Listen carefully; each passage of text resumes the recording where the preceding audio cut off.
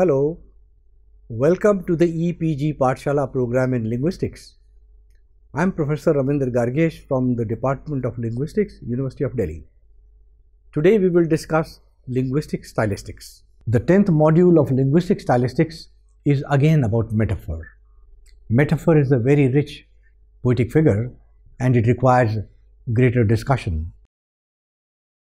In this module, you will be made aware of the dead metaphors, their importance, conceptual metaphor theory, extended metaphors, and the use of metaphor in literary and non-literary discourse.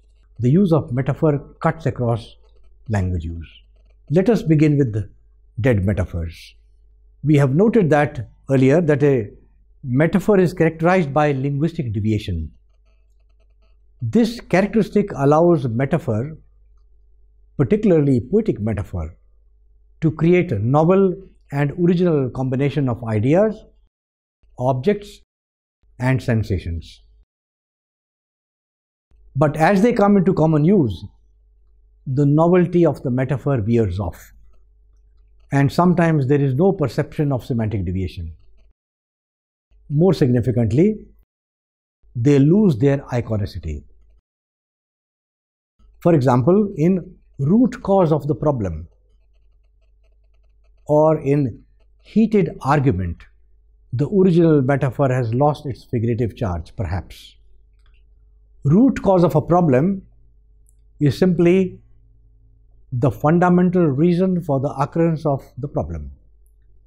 And heated argument it's another expression for angry exchange of words.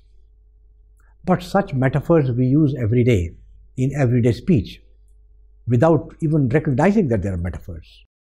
Such metaphors are dead metaphors. But metaphors never really die. The metaphors that die in poetic language come to live in ordinary language. The habit of words to extend their meaning by metaphor and then cease to be metaphorical is a fact of language. It further allows metaphors to be used to fill gaps in vocabulary. How do we interpret? What do we make of leg of a table, wings of a building, clock hands, World Wide Web, crashing of hanging of computer, surf, crash course? All these are metaphorical extensions, and there are no literal substitutes for these expressions. So they fill a gap in vocabulary. All dead metaphors. This is true of all languages. In Hindi, metaphorical extension has often been accompanied by phonological variation. For example, Shikh, head, becomes Shikhar, peak of a mountain. Pet, belly, becomes peti, box. Kohni, elbow, becomes kona, corner. Language is full of such dead metaphors. It has led many scholars to believe in the inescapable metaphorical quality of all human discourse. Cognitive linguists have criticized the traditional dead metaphor theory. That is, the view that a conventional metaphor is dead and it no longer influences thought. Conceptual metaphor theory, advanced by them, rejects the notion that metaphor is a decorative device. It asserts that metaphor is central to thought and therefore to language. The dead metaphor account misses an important point, namely that what is deeply entrenched, hardly noticed, and thus effortlessly used is most active in our thought. The metaphors may be highly conventional and effortlessly used, but this does not mean that they have lost their vigor in thought and that they are dead. On the contrary, they are alive. They are alive in the most important sense. They govern our thought. They are the metaphors we live by. Now, what is this conceptual metaphor theory? A metaphor that governs our thought may be reflected in our everyday language by a wide variety of expressions. It is no longer simply a dead metaphor, but what cognitive linguists call a conceptual metaphor. So, dead metaphor is no dead metaphor, but a conceptual metaphor. A conceptual metaphor or cognitive metaphor refers to the understanding of one idea or conceptual domain in terms of another. In Metaphors We Live By, Lakoff and Johnson, they have introduced the terms source domain and target domain. This is to understand the notion of conceptual metaphor. If time is money is the conceptual metaphor before us, time is the target domain which we are trying to understand in terms of the source domain, that is money. Target domain and source domain are roughly equivalent to tenor and vehicle, the terms given by I.A. Richards and discussed in the previous module. But unlike in the case of tenor and vehicle, there is a unidirectional mapping of source domain on the target domain in the conceptual metaphor. So here we have time is money. It is reflected in you are wasting my time. It is reflected in the gadget will save you hours. It is reflected in I don't have the time to give you. So, as the authors explain, the conceptual metaphor, time is money, reflects the notion of time in Western culture. They say time in their culture is a valuable commodity. It is a limited resource which is used to accomplish goals. So the phrase giving my time carries a stronger connotation of bargaining. Selection of such metaphors tends to be directed by a subconscious or implicit habit in the mind of the person employing them. Similarly, the conceptual metaphor argument is war is reflected in our everyday language by a wide variety of expressions. Argument is war. He attacked every weak point in my argument. Argument is war. His criticisms were right on target. Argument is war. I demolished his argument. Argument is war. He shot down all my arguments. Argument is war. In this way, the authors suggest that our conceptual system is largely metaphorical, and the way we think, what we experience, and what we do every day is very much a matter of metaphor. Among the most important implications of this theory are conceptual metaphors structure our thinking, our knowledge, and indeed also our communication. They are grounded in physical experience. Extended metaphor. An extended metaphor is a group of several metaphors developing a single image. An author uses an extended metaphor to build a larger comparison between two things. The extended metaphor works with a sustained analogy with the multiple linked tenors running through a given text. In Dover Beach by Matthew Arnold, for example, we have the extended metaphor of faith throughout the third stanza. Down the vast edges drear and naked shingles of the world. So this is Matthew Arnold's poem, Dover Beach, lines 21 to 29. An extended metaphor is made of a primary metaphor and a string of secondary metaphors, whose vehicles are metonymic of the primary vehicle and whose tenors are metonymic of the primary tenor. This is the view given by Rifatier. Now, in this example from Dover Beach, the primary tenor is faith. In the given context, the vanishing faith in religion in the post-Darwinian world. It is in that context that we look at faith. And the primary vehicle, the sea at low tide. The melancholy roar, the night wind, the vast edges and naked shingles are metonymic images of the primary vehicle, the sea. Likewise, there is a parallel chain of metonymic images of the primary tenor, faith, which is vanishing, and therefore despair, uncertainty, ugliness in the world, etc. The central metaphor of faith is a vast sea. It is developed in secondary metaphors. The situation of the sea waters flowing around the earth like a belt clasping the earth, use of simile, once in high tide but now at low tide, withdrawing and making a melancholy sound, leaving behind an ugly shore covered with naked shingles, even as the night wind has started blowing, is a metaphoric image of the disappearance of faith from human life, leaving bare the sense of insecurity, uncertainty, and ugliness of human situation. Extended metaphor occurs in ordinary discourse too.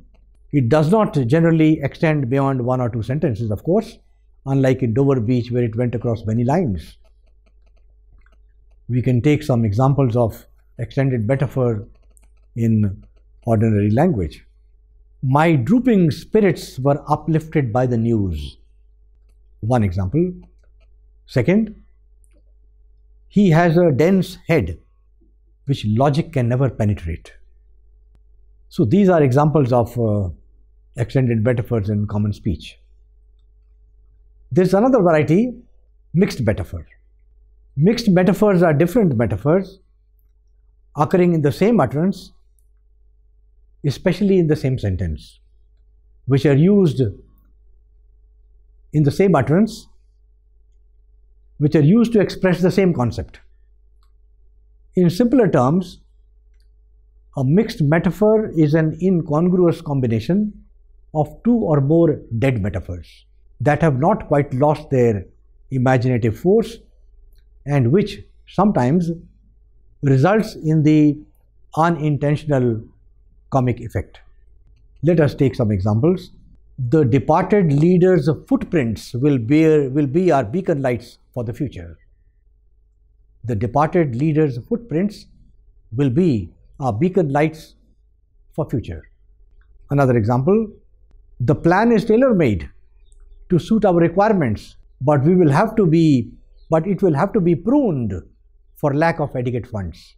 Be careful. Listen to these two examples again, whether they make sense or not. The departed leader's footprints will be our beacon lights for future. Second, the plan is tailor-made to suit our requirements, but it will have to be pruned for lack of adequate funds.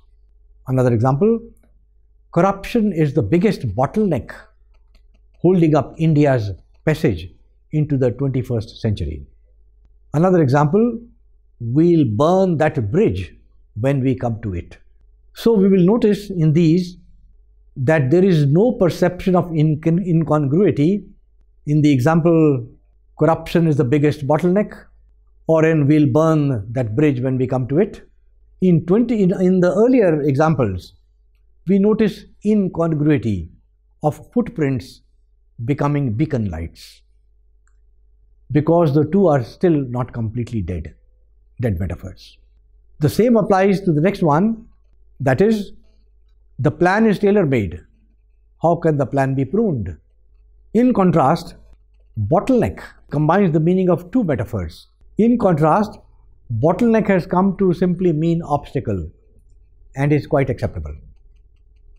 It combines the meaning of the two metaphors. To cross the bridge when we come to it. Two metaphors involved with this expression: we'll burn that bridge when we come to it. What are these two? One, to cross the bridge when we come to it, and second, to burn the boats. So into something like we are ready to fight when the time comes, and still maintain imagery that makes sense. So this imagery still makes sense and is acceptable. According to Lakoff and Johnson, mixed metaphors often, but not always, result in a conflict of concepts. They placed mixed metaphors into two categories. One, impermissible metaphor. Two, permissible metaphors.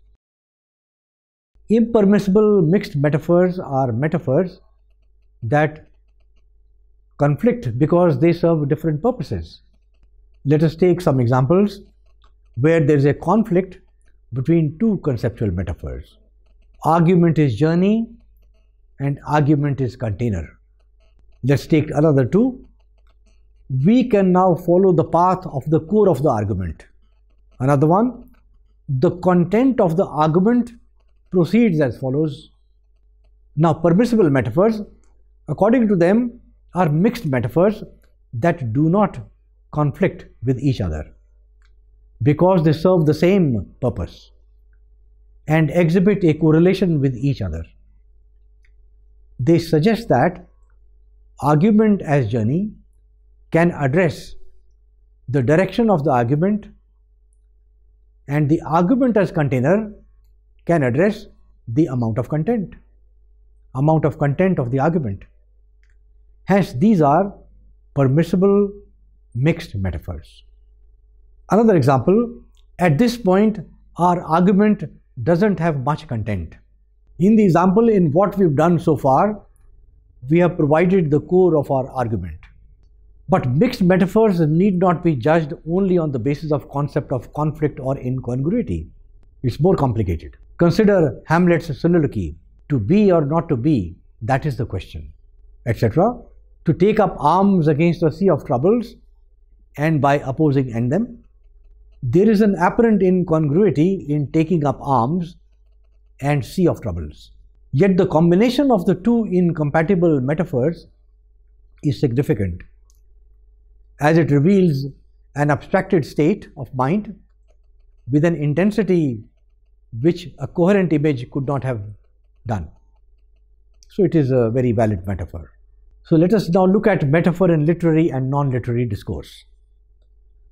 Metaphor is used extensively in both literary and non-literary discourse. We cannot, however, distinguish between the two kinds formally. Novel figures characterize all speech as diverse, as poetic and scientific, though of course they have a larger role in literature than in non-literature. What is more noteworthy is the fact that the same metaphoric usage can mean different things in different discourses, since the metaphoric usage is context bound. Take an example. Man is machine.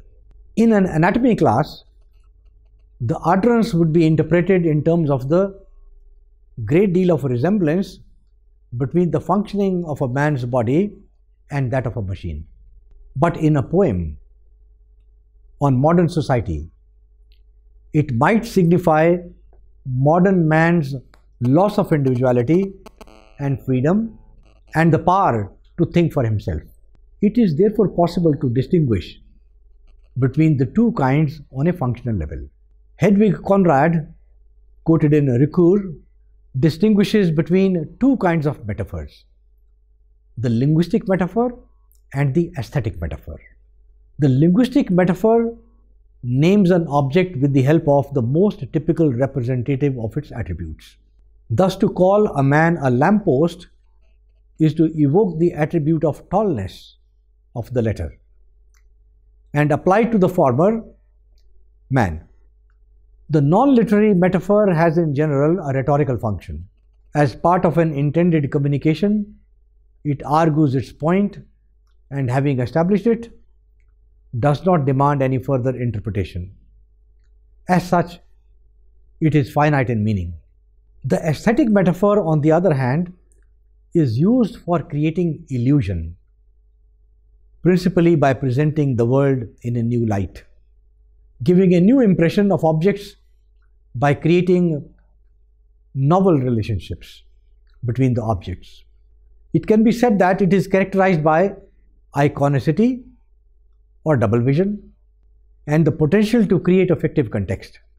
It is not autonomous, but is an integral part of literary artifact as an art symbol.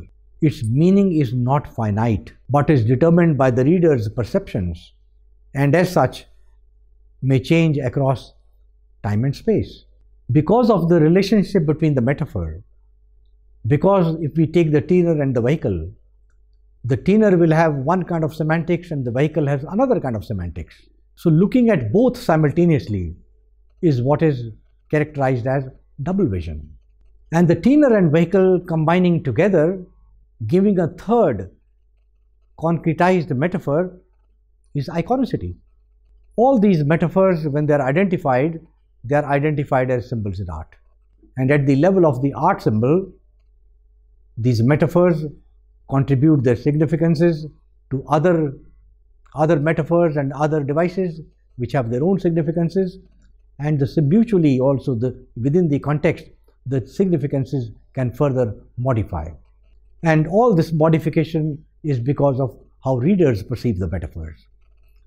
So there is no one meaning to a metaphor.